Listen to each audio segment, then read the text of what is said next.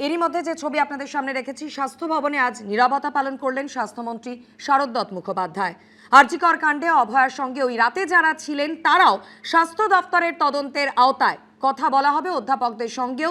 নজরে আরজিকরের chest medicine বিভাগও, জানিয়েছেন স্বাস্থ্যমন্ত্রী।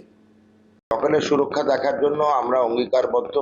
রাজ্য সরকার এবং কেন্দ্রীয় সরকার সর্বত্র স্বাস্থ্য দপ্তরগুলোতে, স্বাস্থ্য সংস্থাগুলোতে, স্বাস্থ্য কর্মীদের জন্য, মেডিকেল পড়ুয়াদের জন্য এবং যারা যারা আমাদের এই হাসপাতালগুলোতে প্রবেশ করেন, রোগী বা রোগীর পরিবারবর্গ, সবার সুরক্ষা রাখার জন্য সঠিকভাবে সর্বত্র যা যা ব্যবস্থা নেওয়ার সেগুলো নেওয়া হয়েছে। প্রত্যেকটি হাসপাতালে এখন, প্রত্যেকটি হোস্টেলে যেখানে নার্সিং স্টাফেরা থাকে, যেখানে আমাদের পড়ুয়ারা থাকে, সর্বত্রই কিন্তু সিসিটিভি ক্যামেরা থাকে, আর তার সঙ্গে সিকিউরিটি থাকে।